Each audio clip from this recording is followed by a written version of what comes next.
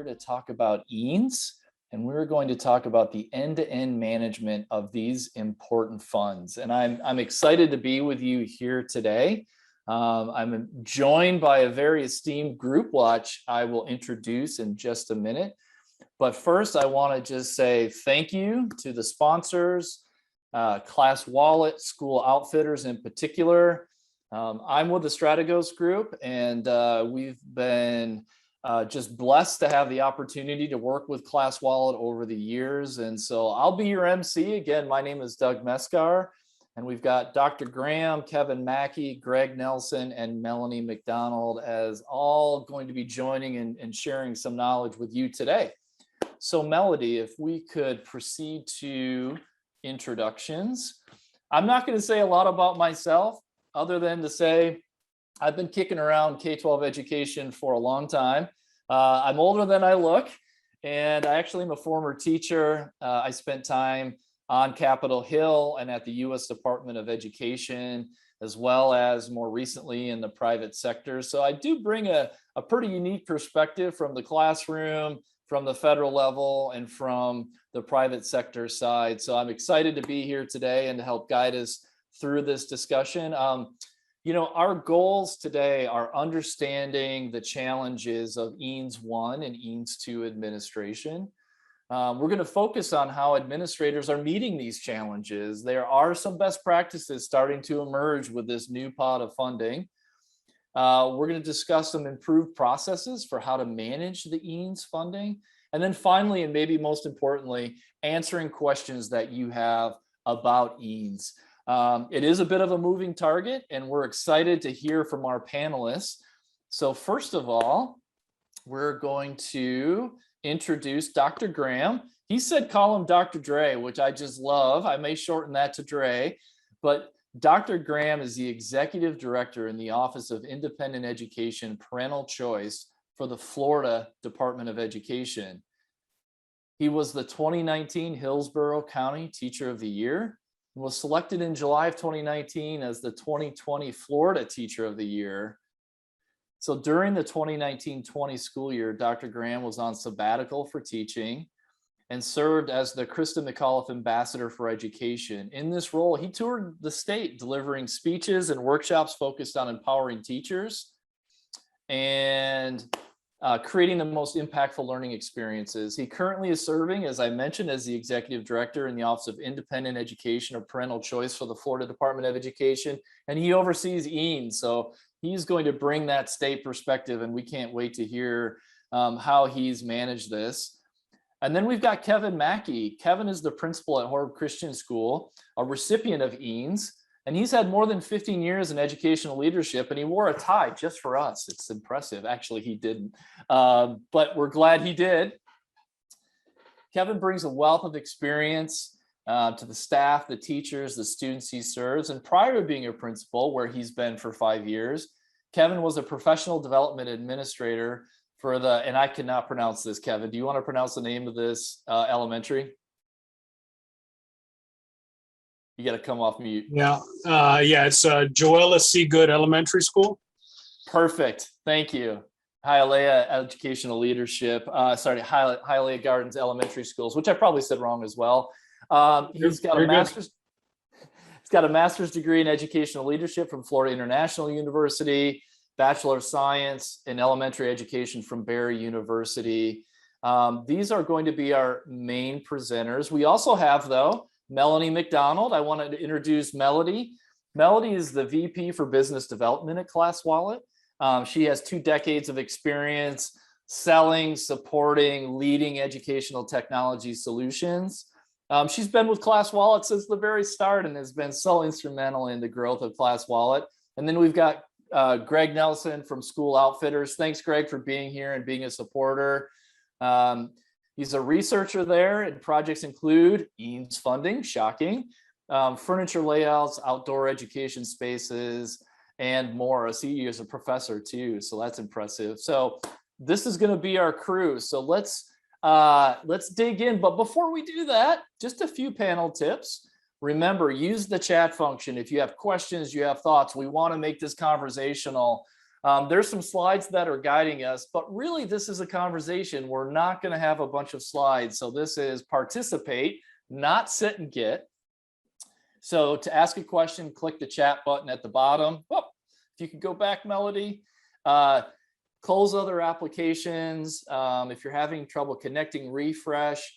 Use your phone if you need to, and stay on mute if you want to ask a question, come off mute. But we really encourage you to use the chat function. And we're going to do a series of polls, Melody. So if we want to move there, let's start with a poll. Let's start opening this up. Let's get some engagement and some interactivity. So what are you hoping to get out of this discussion? Hopefully the poll popped up for you and you can see the answers there. Do you just want general navigation of EANS? Do you want to understand the differences between EANS 1 and 2? How to effectively use the money? Best practices, tips and tricks, or something else?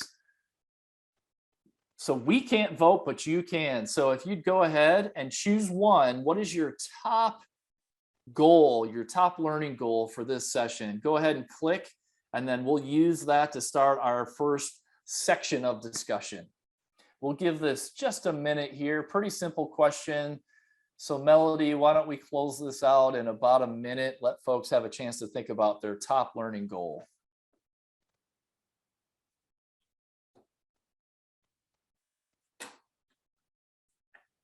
It looks like from the percentages I'm seeing that everyone has responded. The top pick is best practices at 44%. Second, coming in second is general navigation of EANS, and tips and tricks are very close third. Great. And Melody, if you could do us all a favor, could you drop those top three into the chat just so we can all see those? And then if you would also, Melody, close out the poll. And I want to start with Dr. Graham. Dr. Graham, you've heard what the top, sort of needs are for learning goals. And so would love to start, with your perspective at the state level in terms of, as you're interacting with applicants, what are some best practices folks need to know about from your perspective?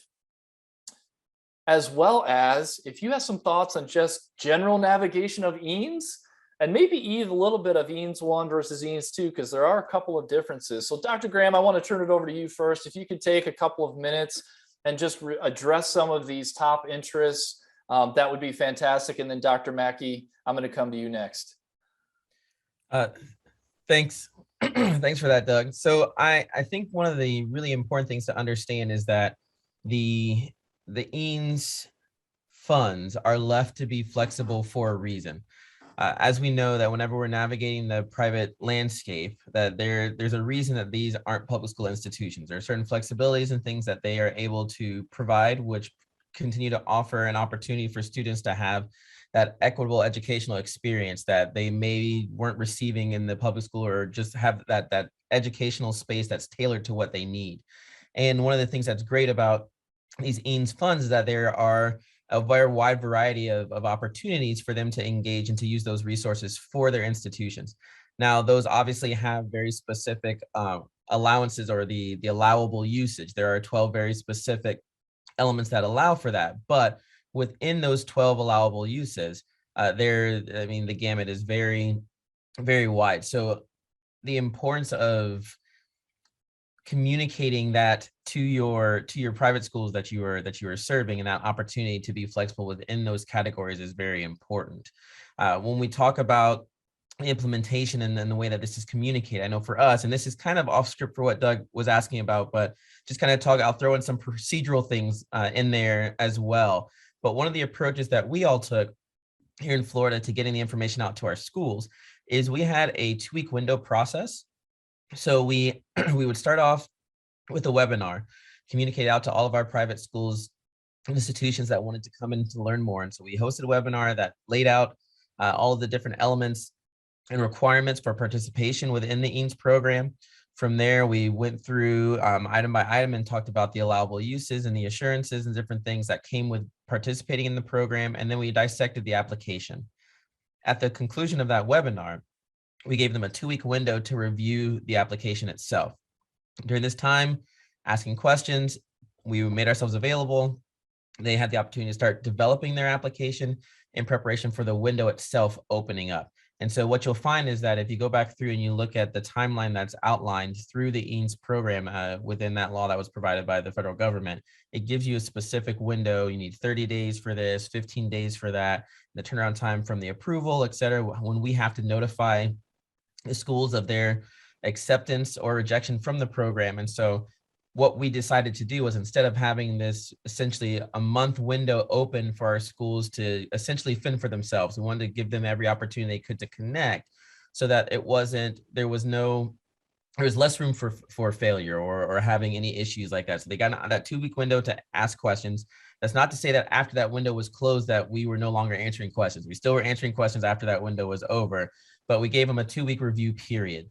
And then we spent the next 2 weeks of that 30-day window accepting applications. And so that way we also got a chance to review the applications and make sure that the elements that were requested were being fulfilled and being included in there.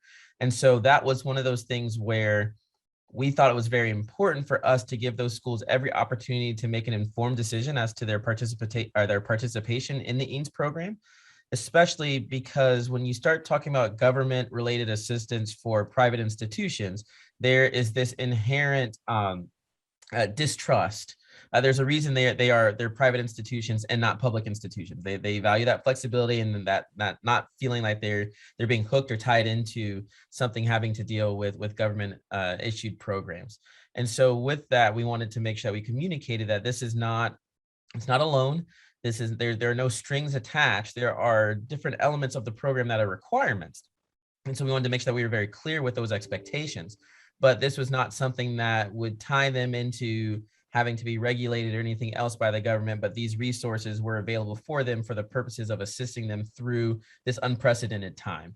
And so it was that process piece that we felt like we worked very hard to be as transparent as possible, to be as communicative as possible. And Mr. Macki can comment on whether or not that was actually successful.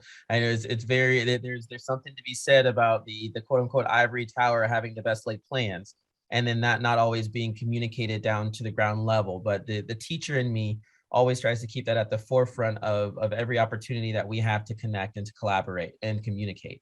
And so with that being said, that's kind of the process piece of it, but understanding that while these funds are meant to go immediately, obviously, to the private schools, that is also the responsibility of the state education agency to make sure that those funds are operated and handled not only with fidelity, but that we communicate which elements are going to be required or elements that are going to be tracked and needed for future endeavors. So when we talk about the length of the EANS 1 program all the way through 2023, well, there are elements if they buy non-disposable items and they're buying technology and different things, well, that has to be inventoried, and how that remains property of the state through the use of the program. And then at the conclusion of the program, then there will have to be discussions and decisions made on where that technology goes and if it's outdated and just those different things like that. So that's something that's really important to make sure that you are communicating those elements to those private schools so they really understand what they're getting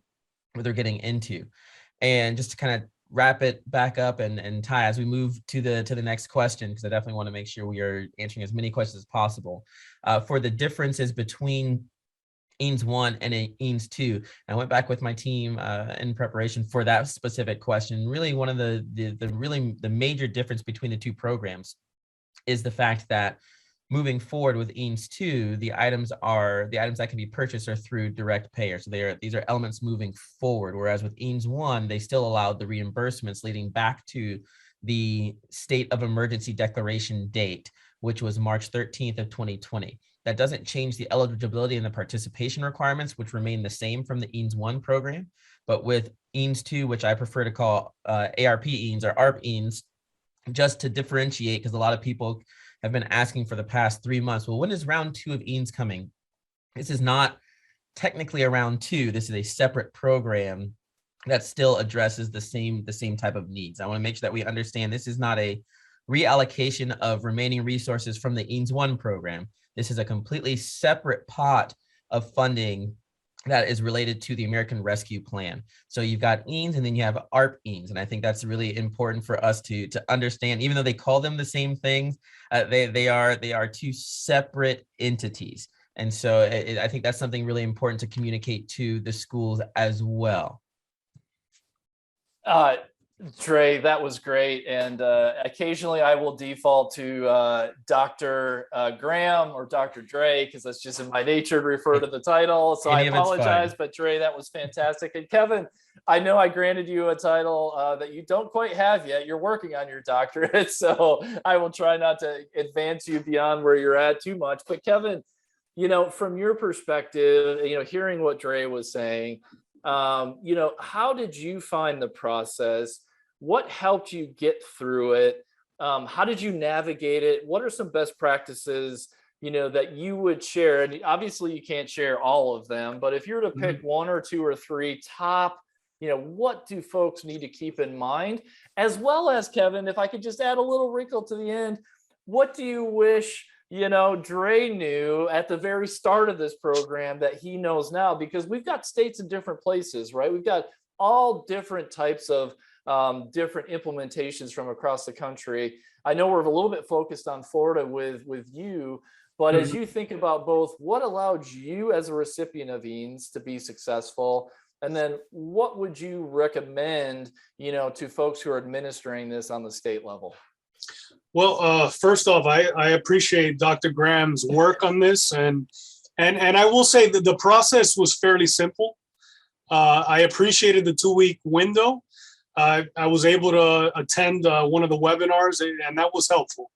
So as far as going through the grant process for me, it was a simple process. I really didn't have to get anyone else involved. I did it solo. So the process itself was a simple process. Now, concerning best practices, now it's identifying your needs as a school, and then as he spoke of those 12 items that are approved under the grant, it's finding what are your necessities as an organization, and that's what we targeted.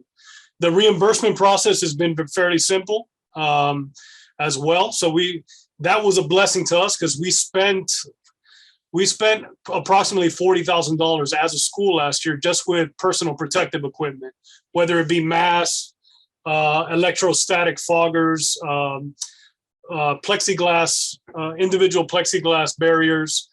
So that part of it has been a blessing for us. The reimbursement process has been fairly smooth, and now the next phase were the orders. So Dr. Graham's department, they've done a great job scrutinizing that, and I know that's a difficult job, because they need to go through that with a fine-tooth comb and make sure that it's warranted. So overall, the process has been smooth for us as an organization. But as far as best practice, the most important thing is identifying what our needs are now and what they could potentially be. It's that projecting out a couple years, what could we face with our demographic, especially. So just to give you a little idea of our school, just so, because I know people picture a private school, we have a bunch of rich kids. We're mostly a community outreach school. So, about 75% of our kids are part of the Step Up Scholarship Program. So it's a middle to low income school. Are an outreach school. So, we are going to use this grant and try to project out what will our demographic need going forward. And what are we going to spend on, and how long is this pandemic gonna last? So the planning process for us is crucial. So anyone that has won the EANS that's on the call right now, or is looking forward to EANS 2, you're going to have to be very strategic in how you utilize these funds if you are awarded the grant. Kevin, yes, I'm go sorry. ahead, Dre. Just there were two things that Kevin said that I definitely want to capitalize on. And one of those was when he referred to the scrutiny of the allowable expenses and things. And I think it's really important that we understand the importance of normalizing learning from as we move through the program. because what we have found is that whereas our understanding back in May was one thing, and so there may have been something that was approved in May, but then how that understanding has changed as we have navigated the program. Just because it was approved in May doesn't mean that it aligns with the federal guidelines and that it's going to be approved in August. And so as we continue to learn and navigate and work with the program, it's important that we maintain those lines of communication and that understanding that as we learn and as the program develops, because this was also something that was birthed out of an immediate necessity. And so we're kind of building the ship as we fly it, right? And so that just the importance of keep maintaining that communication, but also expressing the importance to the participants, the private school participants, that whenever we act with scrutiny and when we act with very specific tailoring and attention to detail, it's because ultimately everything that is facilitated with this program will be audited, and any type of resources that are received or that are used through this program are subject to a federal audit. And so as state agencies, for those other agencies that are on the call, it's so important to explain to your private schools that it's not that this isn't a gotcha and we're trying to be an overlord of these materials and different things, but we have to answer accountably to the federal government. And so whenever we are taking that fine-tooth comb through their receipts and the reimbursements and their direct pays, and it takes time to make those approvals, it's because ultimately we want to protect our schools and make sure that there's not something that will eventually come back down on them because we have allowed a purchase that is outside of the scope of the program. And the other element that I wanted to address was Kevin talked about being a part of the Step Up for Students schools. For those on here from other states that don't understand kind of the way that our scholarships work in the state of Florida, I'll give a very brief Reader's Digest version because I know we got to keep moving. But we offer a number of scholarships for students. It's formally known as vouchers, but if you look at the way that these funds work and the way that they are facilitated, these are scholarships for students. But Step Up for Students is one of our 2 scholarship funding organizations along with AAA, and they facilitate the programs that afford for opportunities for students from low-income areas or from low-income families to receive scholarship funds to support their attendance of a private school, because that is the institution that best serves their educational needs. And so that is something based off the poverty level that they apply for. So when you're thinking about, when going back to Kevin's demographic that he serves, those numbers, that 70% that he spoke of that are receiving scholarship funds from the scholarship funding organization, these are students who come from low-income families, and also that doesn't necessarily mean that they come from high poverty areas, but that may also include families that are from high poverty areas. So these are not, as he said, the stereotypical rich kids attending private school. These are those students who needed this opportunity, and thankfully our state offers 7 different scholarships for students based off of their educational needs. Thanks, Trey. I appreciate that. And we are gonna, in a second, we're going to move on to our next poll question, Melody. So just giving you a heads up. I want to encourage folks, please use the chat, submit your questions. We want to hear from you. Dre, I want to ask you a question, and this sort of ties both to, I think, best practices as well as navigation. Knowing that this was a moving target, and you've addressed some of that, but what have you seen in terms of any patterns or any common sort of issues you've seen in applications that tend to get them sent back to fix, or even just outright rejected? Like, could you give what are the top 1 or 2 issues that tend to trip up applicants pretty consistently? I have to say, I think because of the window that we afforded with our application process, we didn't have to necessarily send back or reject a whole lot, because we aimed to be incredibly thorough with making sure schools understood the eligibility process. I'd probably say that's probably the biggest area of, I'll say, discrepancy, for lack of a better term, in understanding that this program is only available because it's birthed out of the equitable services lens. And I think that's really important for everyone to understand. When we had the first iteration of the government, of the federal supports, they still had incorporated equitable services in the same manner that it works through Title I lens. Now, after seeing how just the number of hoops that added to both the local education agency and the state education agency, and how it caused a delay in getting these resources to our private schools, the federal government decided to separate this and have a separate pot of money, which is where EANS was birthed. And so with that in line, it is still operated in the same spirit as being directed towards those schools that are serving a population that does not have this equal access and to the resources for this specific demographic. So with that being said, this is still a program that is being used for the schools that are not for profit. And so that's one of those things where you'll have a for-profit school trying to apply because for whatever reason, but they're not understanding that eligibility requirement. So you still must be a nonprofit organization to participate in the program. That hasn't changed in any of the 3 iterations of these resources that they're receiving. The only other area I think that caused some challenges was just in the identification of outlining the demographical breakdown. And so I think a lot of times you've got a number of schools that are like, well, we've got X percent of students from this particular scholarship, or we're serving X percent of students from this specific area that's a Title I eligible area. And those individuals are more versed than maybe someone who just their doors are open and they're serving their population. So it's just in Florida, we have a very wide spectrum of schools who and their organizational practices. So a lot of times, in order to help them be able to articulate the needs and they actually be able to paint that picture of the demographic that they serve, or also the educational practice, helping them to create and form that narrative for answering the questions that were required through the federal application, that became a little cumbersome at times too, just because this is a process that's brand new to the private sector here in Florida. So they're just not used to doing anything, applying to any program like this. So those are 2 of the biggest elements that we had to try and be very strategic with expressing ourselves and being as explicit as possible so that they had the best opportunity to engage in these resources. Great. Fantastic. Thank you for that, Dre. That was great. All right, Melody, let's go to poll question 2. So the question is, as she brings it up full screen, is how many hours have you spent on EANS? Less than 5, 5 to 10, 10 to 20, 20 to 30, or more than 30? There you go.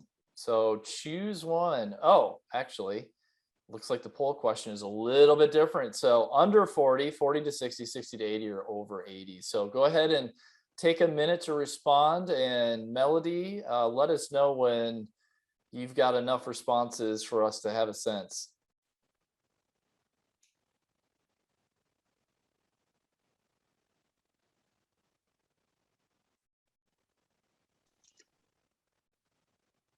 So far, we have 59%, 58% at under 40 hours, 32% at 40 to 60 hours, and 5% at 60 to 80, and 5% at over 80 hours a week. Wow.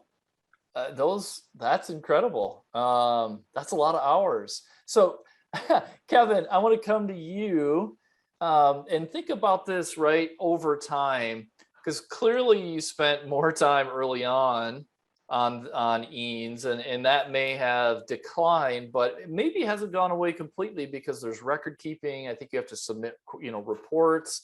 So Kevin, if you'll take a minute and talk about what's been your sort of, how much time have you spent along the way with the EANS process? Yeah, I mean, I don't know who's spending 80 hours a week on it, but I mean, that's wild. I don't know how they get work done. But yeah, it's become less and less time consuming. We've used up about 60% of what we were awarded already. It can be time consuming. One of the most time consuming parts for me, at least, is contacting the vendors. So I've actually run into this instance a few times where I've contacted the vendor and no one within that company knows who applied for the grant to become an approved vendor. So that's happened to me a few times. So there's some kind of disconnect within some of these vendors. And So that's actually happened about 3 or 4 times to me. So contacting the vendor, acquiring the quote, it can be time consuming. I can't put a figure on it. It's become less and less for me. But the whole process, not just, submitting things through Class Wallet, but the whole process of, from forming the relationship with the vendor and then going through Class Wallet, submitting it can be quite time consuming. But overall, I will say the process is fairly smooth. It's just, it's kind of the waiting game sometimes. That could be the challenge for us. And Kevin, before I move to Dre, say a little bit more about the waiting game. What does that mean? As far as, starting the process, acquiring the quote with the vendor, meeting with the vendor, some of these vendors are actually out of state, believe it or not. So not all our vendors are based in Florida.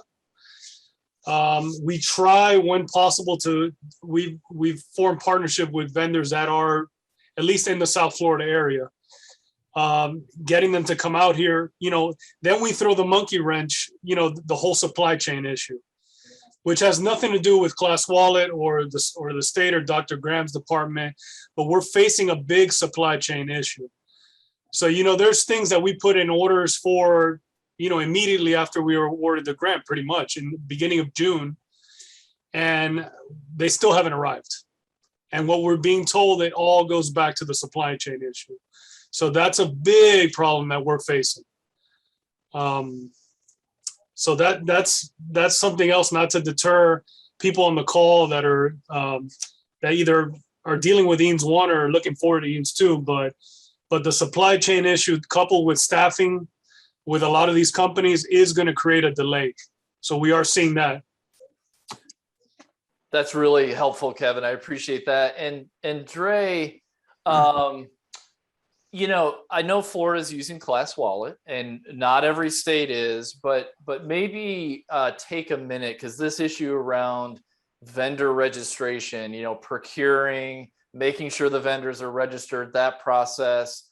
I'd love to hear how you thought through that in Florida.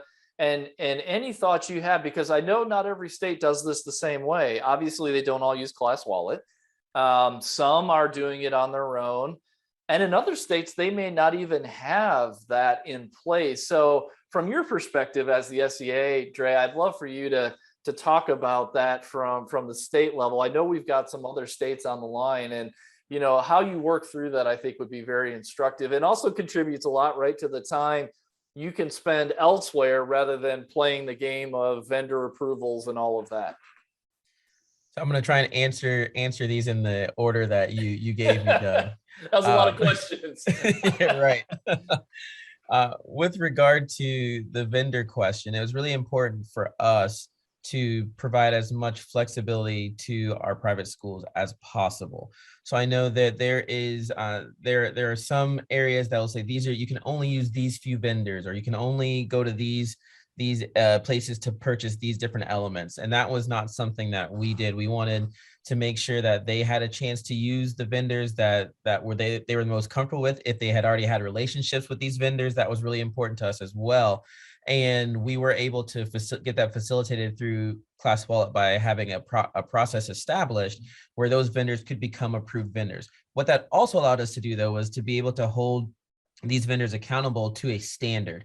And I think that's something that's really important as well, because it can't be a situation where the school's headmaster's cousin has a company. I'm sorry. Sorry, that was me. Sorry. Oh, okay. But like the headmaster's cousin has an air conditioned business, and so they know that they've got $2 million to spend, and it just so happens that in order to overhaul this AC unit, it's going to cost exactly $2 million. Wow, that's incredible! You found a vendor who could do that. So just different thing, and obviously that's one of a crazy explanation, but just wanted to make sure that we still maintain transparency, but then also, as I mentioned before, had that fidelity of the process. So having that partnership with ClassWallet in the vendor approval process was something that was really significant in vetting those businesses and whatnot, creating that standard, and but also providing the flexibility for our schools to be able to function independently of any type of imposed requirements, if that makes sense. In terms of the time frame, I know for us within our division, we actually had to hire some additional personnel to be able to facilitate this program. And so I'll go back to the time question. I know that we've got a very varied audience today.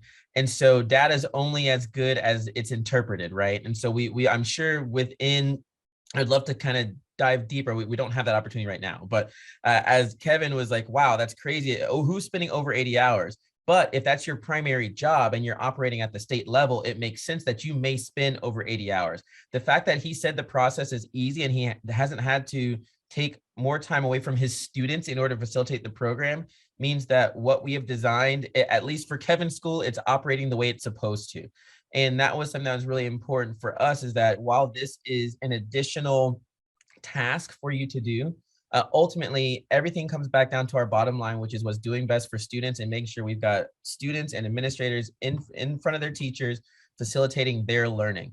So we've got to make sure we're careful about that time question, and that if anybody is bearing the brunt of the time, that hopefully it's at the state level and not at the student and the school level.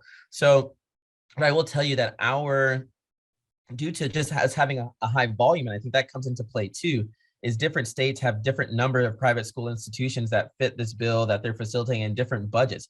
In Florida, for our first round of EANS, we had to facilitate $212 million out to our schools. Here coming up in ARP EANS, we've got $243 million to facilitate to all of our schools. So that volume plays a huge role in the way that you facilitate the program at your level. And so being able to take it from that perspective is really, really important as well. And I'll let Doug monitor that. Yeah, Aaron, real quick, because we want to get on to our third poll question, but Aaron from New Hampshire SEA, New Hampshire Department of Ed, he asked, did Florida limit what could be purchased, or could schools order anything if approved, necessary, and reasonable? Yeah, as long as it fit within those 12 allowable expenses and it met that definition, it was approved. So we wanted to make sure that whatever it was tailored to whatever the school needed, but that it fit within the criteria from the federal legislation. And so I think that goes back to that explanation of, I'll use curriculum for example. Curriculum is supposed to be something that is procured through direct pay. Now, back in May, we had a different understanding of that. And so there were some that may have been reimbursed or whatnot. But then as we communicated more with US DOE and better understood what they were requesting, now we come to this school year, and there are schools who may have had that opportunity to do that in the past. But now, because we have learned from the process, that's something that can't be purchased through reimbursements moving forward. So we just try to make sure that we are as proactive in that communication, but we don't limit the purchases. The only limitation to the purchases are the 12 allowable expenses that were communicated to us from US DOE. Great. Awesome. Thank you, Dre. Melody, let's do our third poll question. The final one. We can see that a little bit bigger. What are you finding to be the most challenging? What are you seeing as the greatest benefit of EANS? And so, Melody, do you have the actual poll question coming up here? Perfect. So again, multiple choice this time, so you can choose more than one. Most challenging, greatest benefit, and you can see the options there. Application reimbursement. We just talked about some of the vendor issues, workflow, monitoring the spend compliance. Sounds like Kevin's got that down like kind of a dull roar. Inventory management. So Melody, let us know when we've got enough responses to proceed.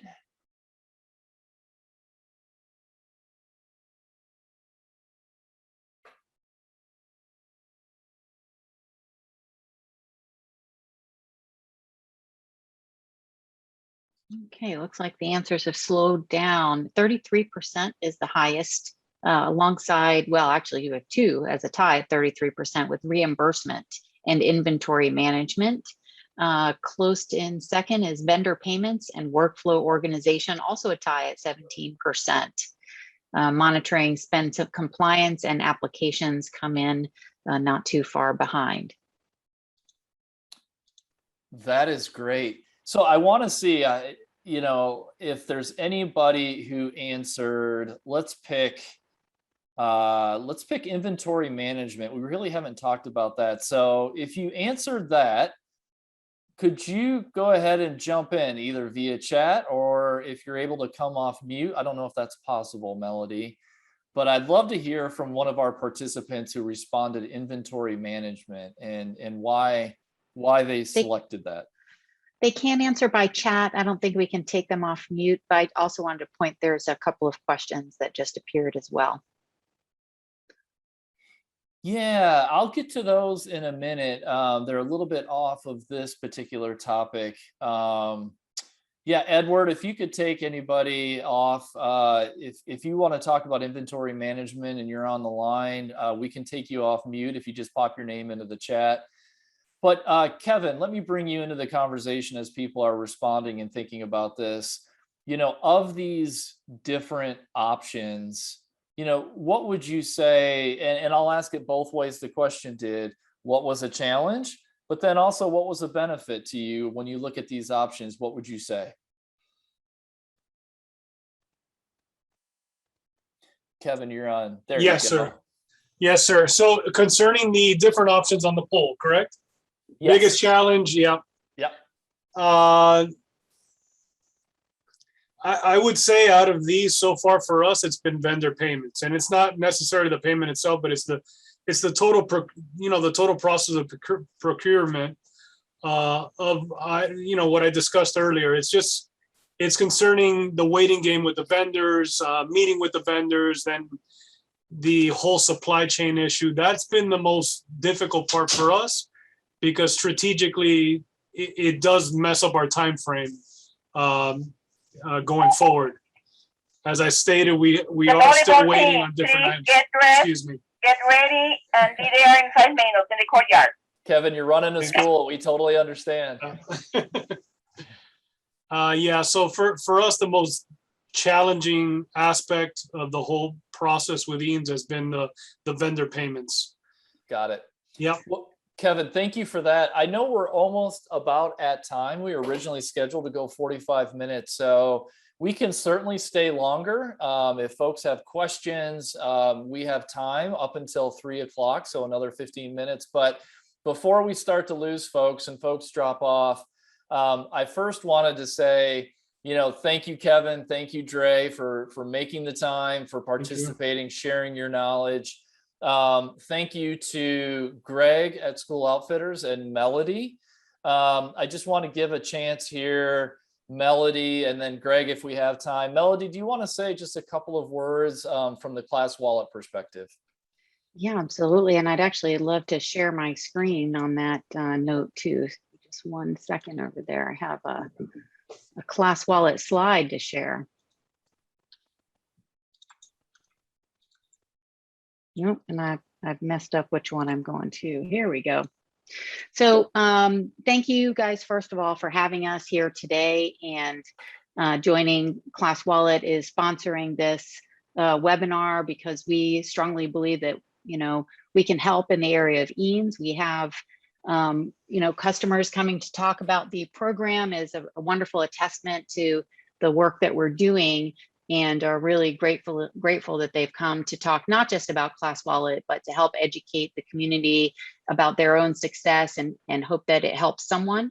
And the platform itself is designed to give you maximum oversight and transparency over programs like EANS, or any program where an end user needs to receive funds, where we can do a distribution with an approval workflow that gives you that transparency that you need. We complete the financial transaction. So Class Wallet is actually paying the vendors through the platform once those are approved.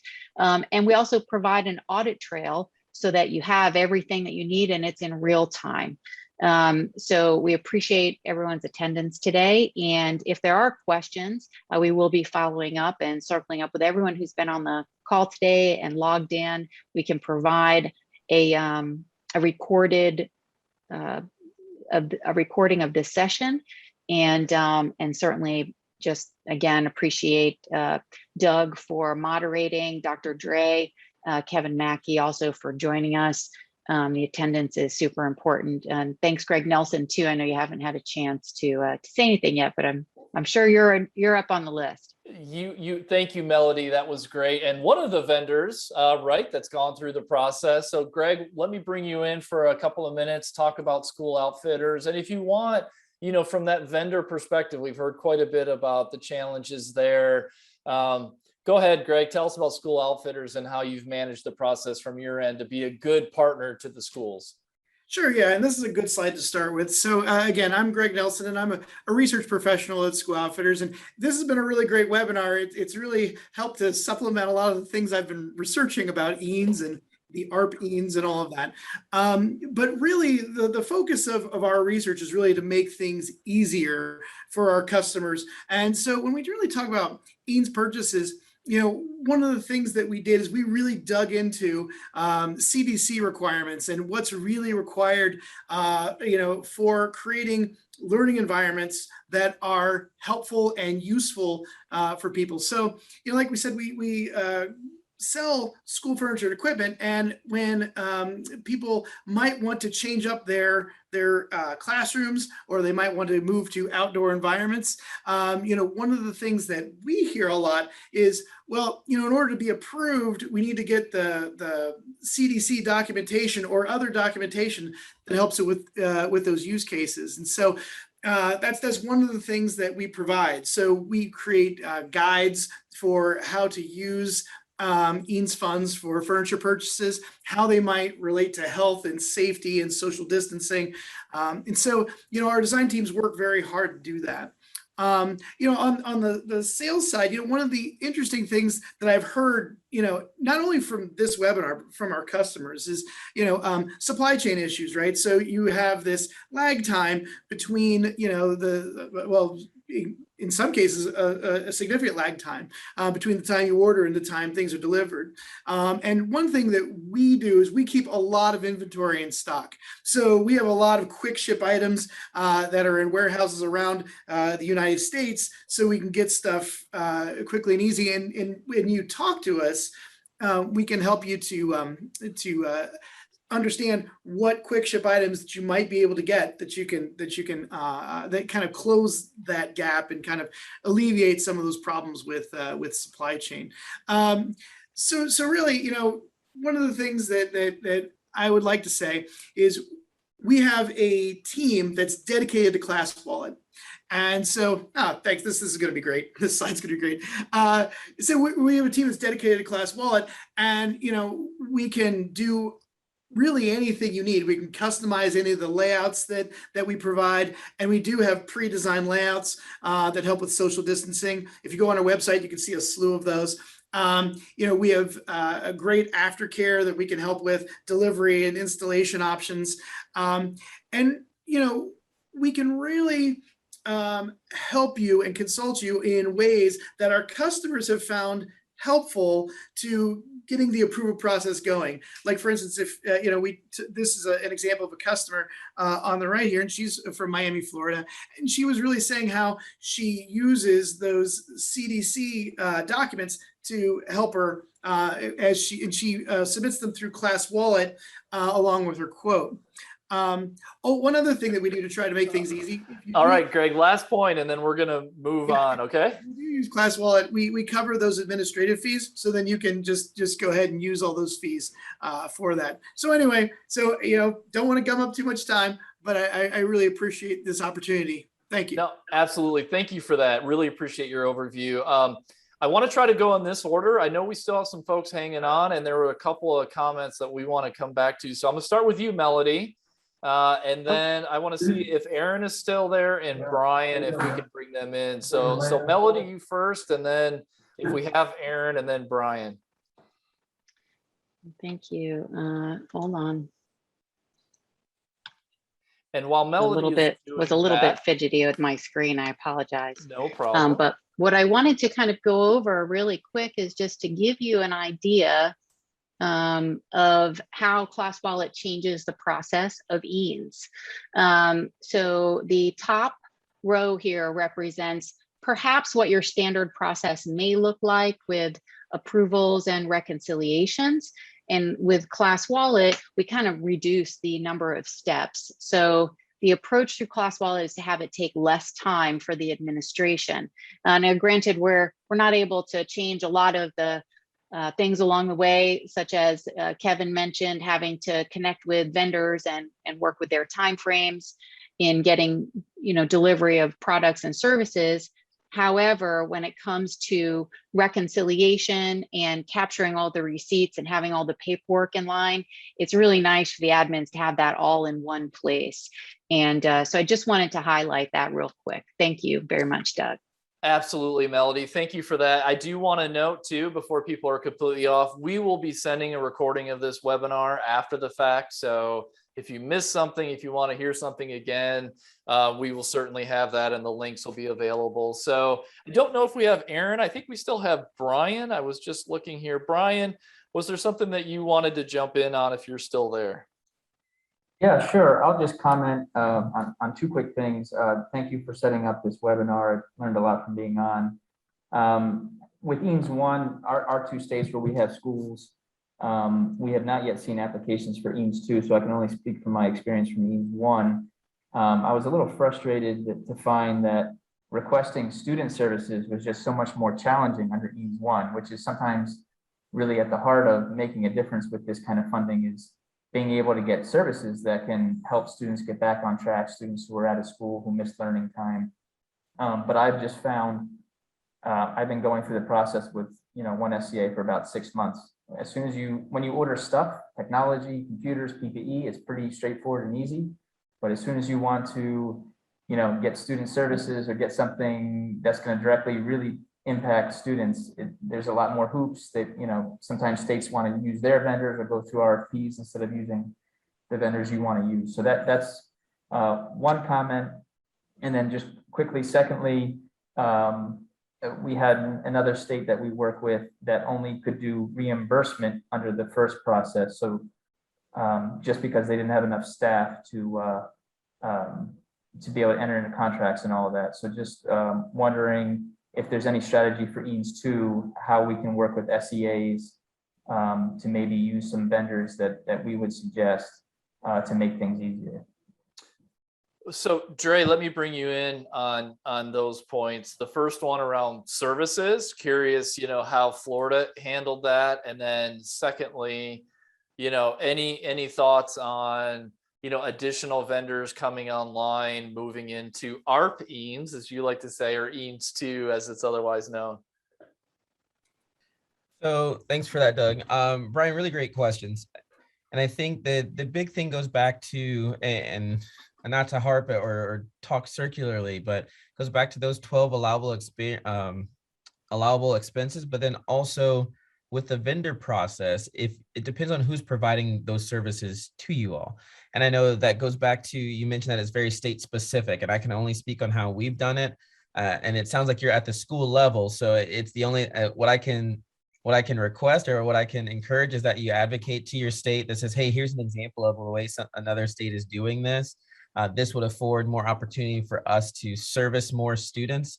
And it's kind of just that moral high ground. If you're fighting for your kids and making sure that they're having these opportunities, how can you say no and deny that if it's what's allowable in the law? And so for us with that vendor flexibility, it just went back to that. So if you're having a group that is providing those services that's outside of or something that you may have gotten during equitable services, and you're using those through an outside vendor, you just would have that vendor become an approved vendor, and then you would continue those same services, because if that is one of the allowable 12 allowable expenses, then that's something that is affordable and is allowable through your allotment within the program. So once again, I can't speak on how other states have approached those challenges. I can just tell you how we've done it, and literally we use the parameters of the EANS programs as afforded and described by the US DOE, both as a way to protect our private schools by being transparent and demonstrating what is allowable, but then also using that to demonstrate how we can think outside of the box, provided through those flexibilities of not being so prescriptive. Kevin, I've got a question for you, but Dre, yes or no answer for you because we're running out of time. Are non-public schools, non-profit, non-public schools who are recipients of EANS, whichever program, are they considered direct recipients of federal financial aid? No. Thank you. That's an important point that is still somewhat in question, I think, across the country. So good to clarify. Kevin, let me ask you again, kind of lightning round. Do you plan on applying for EANS 2 when that becomes available, or ARP EANS? Yes, definitely. And for what? If you could just elaborate generally, we don't need to know details. Well, we're still spending a good amount of money trying to protect our kids against this virus. So, a chunk of it is going to go towards that. And like Dr. Graham stated, and I think Brian stated it as well, my main concern as an educator is learning loss. We're seeing a lot of learning loss based on the last, 17, 18 months now dealing with this. So, I'll give you an example. I have, thank God that our school's grown as far as enrollment. But I would say it's about 11 or 12 students that entered our school from other schools where maybe their virtual program wasn't effective, where we basically told them they have to repeat the grade or, based on their entrance exam and their current level, whether it be reading or math, they need to repeat the grade. So we're seeing a lot of learning loss, and I'm sure it's nationwide. I'm sure it's worldwide. These kids have basically lost a year and a half of school, depending on the situation they were in and how effective their virtual learning program was. But we know, Dr. Graham, I know will agree with me on this. It's really hard to duplicate the experience physically on campus, with kids stuck in a room, in a bedroom at home. So learning loss is the vast majority of how we will use these funds. Fantastic. Well, Principal Macki, thank you for taking time out of your busy school Thank day. you, Doug. We appreciate it. Thank you. Great job moderating. Thank you, sir. Thank and you. Dr. Graham, thank you for all of your thoughts and how you're approaching it. I think it was hugely helpful to everyone on the call as well. Melody, thanks for being here as Class Wallet, running the poll. And Greg as well from Class Outfitters, really appreciate it. We had great attendance. As we said before, we will share out the recording of this webinar, and you certainly know how to track us down from here if you have further questions. Melody, any last thoughts before we close up and wish everyone a great afternoon? I think you covered it, Doug, except for thank you for doing a great job moderating and being here with us today. My pleasure. Everyone, take care, be safe, be well. Have a great afternoon.